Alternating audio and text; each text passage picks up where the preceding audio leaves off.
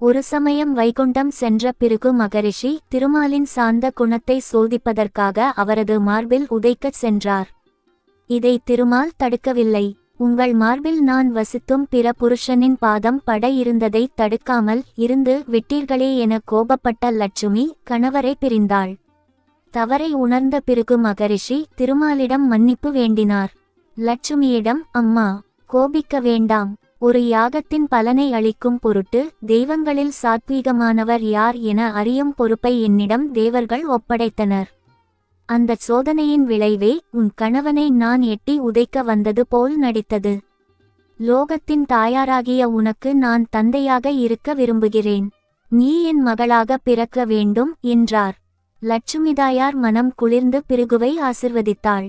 தன் சபதப்படி திருமாலை பிரிவதாகவும் பூலோகத்தில் பிருகுவின் மகளாக பிறக்கப் போவதாகவும் தன்னை மகளாக அடைய வேண்டுமானால் தவமிருக்க வேண்டும் என்றும் சொன்னாள். அதன்படி பிருகு புண்ணிய பூமியான கும்பகோணம் பகுதியில் தவமிருந்தார். இங்குள்ள ஹேமபுஷ்கரிணியில் தாமரை மலரில் லட்சுமி அவதரித்தாள். அவளுக்கு கோமளவல்லி என பெயரிட்டு வளர்த்து திருமாலுக்கு மணம் முடித்து கொடுத்தார். பெருமாள் சார்ங்கம் என்னும் வில்லேந்தி வந்ததால் சாரங்கபாணி எனப்பட்டார். இவ்வூரை தாயாரின் அவதார ஸ்தலம் என்கிறார்கள். தலப்பெருமை. உத்தான சயன பெருமாள் பெருமாள் பள்ளி கொண்டிருக்கும் தலங்களில் பலவிதமான சயனங்களில் காட்சி தருவார். இங்கு உத்தான சயன கோலத்தில் பள்ளி கொண்டிருக்கிறார். இத்தலத்திற்கு வந்த திருமழிசையாழ்வார் சுவாமியை வணங்கி மங்களாசாசனம் செய்தார். அப்போது அவர், நடந்த கால்கள் வலிக்கிறது என்றா பள்ளி கொண்டிருக்கிறாய் என்ற பொருளில் பாடினார். அவருக்காக சுவாமி எழுந்தார். திருமாலின் அருளைக் கண்டு மகிழ்ந்த திருமழிசையாழ்வார், அப்படியே காட்சி கொடு என்றார். சுவாமியும் அவ்வாறே அருளினார். முழுமையாக பள்ளி கொண்டிராமல் சற்று எழுந்த கோலத்தில் இருப்பதை உத்தான சயனம் என்பர். திவ்ய பிரபந்தம் தந்த திருமால் பெருமாளை குறித்து 12 ஆழ்வார்கள் மங்களாசாசனம் செய்த பாடல்கள் 4000 திவ்ய பிரபந்தமாக தொகுக்கப்பட்டுள்ளது. இந்த பாடல்கள் கிடைப்பதற்கு காரணமாக இருந்தவர் இத்தலத்து பெருமாளே ஆவார். ஆம், நாதமுனி என்பவர் சாரங்கபாணியை வணங்க வந்தார். அப்போது சில பக்தர்கள் சுவாமியின் பெருமையை 1000 என்று சொல்லி பாடினர். இதைக் கேட்ட நாதமுனி, இன்னும் 1000 பாடல்கள் உள்ளதா என வியந்து மீதி பாடல்களையும் பாடும்படி கேட்டார். ஆனால் அவர்களுக்கு தெரியவில்லை.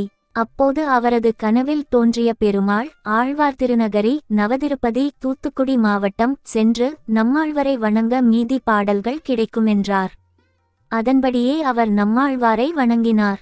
1000 பாடல்கள் கிடைக்குமென வந்த இடத்தில் 4000 பாடல்கள் கிடைத்தது. இவற்றை நாதமுனி தொகுத்தார். ஆழ்வார்கள் பல தலங்களிலும் மங்களாசாசனம் பாடல் செய்த இப்பாடல்களின் தொகுப்பே 4000 திவ்ய பிரபந்தம் ஆனது. ஆழ்வார்களின் பாடல்களை தொகுக்க காரணமாக இருந்தவர் என்பதால் இத்தலத்து சாரங்கபாணிக்கு ஆறாவமுதாழ்வார் என்ற பெயரும் உண்டானது.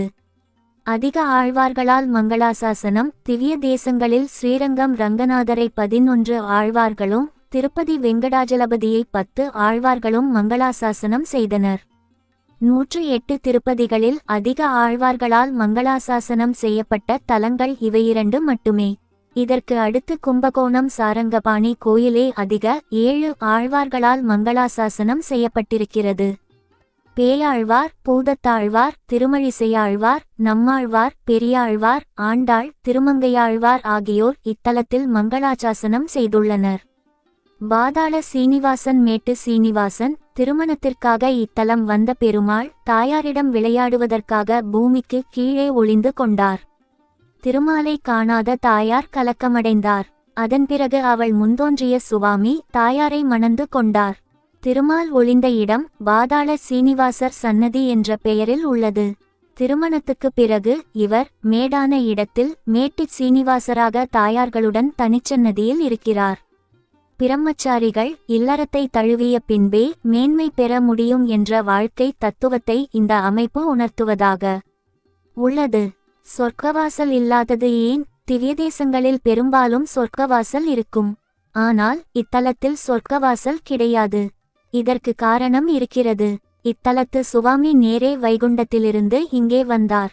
எனவே இவரை வணங்கினாலே பரமபதம் முக்தி கிடைத்துவிடும் என்பதால் சொர்க்கவாசல் கிடையாது.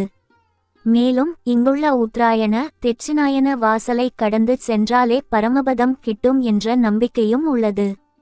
உத்தராயண வாசல் வழியே தை முதல் ஆனி வரையும், தெட்சிணாயன வாசல் வழியே ஆடி முதல் மார்கழி வரையும் சுவாமியை தரிசிக்க செல்ல வேண்டும். ஏதாவது ஒரு வாசல் தான் இங்கு திறக்கப்பட்டிருக்கும். உபயபிரதான திவ்யதேசம் தெரியும். அதென்ன உபயபிரதான திவ்யதேசம் என்கிறீர்களா? இதற்கான விளக்கம் இதுதான். திவ்யதேசங்களில் மூலவர் மட்டுமே பிரதானம் பெற்றிருப்பார். அவருக்கே பூஜையின்போது அனைத்து அலங்காரங்களும் செய்யப்படும். ஆனால் இக்கோயிலில் உற்சவருக்கு மூலவருக்கான மரியாதைகள் செய்யப்படுகிறது. அதாவது உற்சவர் மூலவரின் பொறுப்பில் இருந்து உபயமாக அவருக்கு பதிலாக செயல்படுபவராக இருக்கிறார். எனவே இத்தலம் உபயபிரதான திவ்யதேசம் எனப்படுகிறது. வில்லுடன் பெருமாள் சங்கு சக்கரத்துடன் மட்டும் காட்சி தருவார். ஆனால் இத்தலத்தில் சார்ங்கம் என்னும் வில்லும் வைத்திருக்கிறார். மூலஸ்தானத்தில் இருக்கும் சுவாமி உற்சவர் இருவருமே சார்ங்கம் வைத்திருப்பது விசேஷம். இதன் பெயராலேயே இவர் சார்ங்கபாணி என்று அழைக்கப்பட்டார். மூலவரிடம் இருக்கும் சார்ங்கத்தை பார்க்க முடியாது. கும்பகோணம் தீர்த்த ஸ்தலம் என்பதால் மூலவரை மகாமகத்திற்கு வரும் நதி தேவதைகளும் தேவர்களும் வணங்கியபடி காட்சி தருவதை காணலாம். மாமனார் வீட்டோடு மாப்பிள்ளை. இந்த தலம் தாயாரின் பிறந்த வீடு ஆகும். திருமால் அவளை திருமணம் செய்து வீட்டோடு மாப்பிள்ளையாக இருக்கிறார். எனவே இங்கு தாயாருக்கே முக்கியத்துவம் தரப்படுகிறது. தாயாரை வணங்கிய பிறகே பெருமாளை வணங்க வேண்டும் என்பது பொதுவான அம்சமானாலும் இத்தலத்தை பொறுத்தவரை தாயார் சன்னதிக்கு சென்ற பிறகே பெருமாள் சன்னதிக்குள் செல்லும் வகையில் வடிவமைப்பும் செய்யப்பட்டிருக்கிறது. நடை திறக்கும் போது சுவாமி சன்னதியில் செய்யப்படும் கோமாதா பூஜையை இக்கோயிலில் கோமளவல்லி தாயார் சன்னதி முன்பாக நடத்துகின்றனர். தாயாரே பிரதானம் என்பதால் கோமாதா பூஜை தாயார் சன்னதியில் நடத்தப்பட்ட பிறகே சுவாமி சன்னதியில் நடக்கிறது. பக்தனுக்கு சிரார்த்தம் செய்யும் பரந்தாமன் லட்சுமி நாராயணசாமி என்னும் பக்தர் சாரங்கபாணியின் மீது தீவிர பக்தி கொண்டிருந்தார். இறுதி காலம் வரையில் சேவை செய்தார். இக்கோயிலின் கோபுரத்தை கட்டியவரும் இவரே. அவருக்கு குழந்தைகள் இல்லை. ஒரு தீபாவளியன்று அவர் பெருமாளின் திருவடியை அடைந்தார். சிரார்த்தம் செய்ய குழந்தைகள் இல்லாமல் போனால் நரகம் செல்ல வேண்டி வரும் என்பதால் தனக்கு சேவை செய்த தன் பக்தருக்கு தானே மகனாக இருந்து இறுதிச் சடங்குகள் செய்தார் சாரங்கபாணி. இது நடந்த மறுநாள் கோயிலை திறந்து பார்த்தபோது பெருமாள் ஈரவேட்டியுடனும் மாற்றிய பூணூலுடனும் தற்பைகளுடனும் காரியம் செய்து வந்த கோலத்தில் காட்சியளித்தார். அதாவது பெருமாளே தன் பக்தனுக்கு ஈமக்கிரியை செய்து வைத்து கருணைக்கடலாக விளங்கினார்.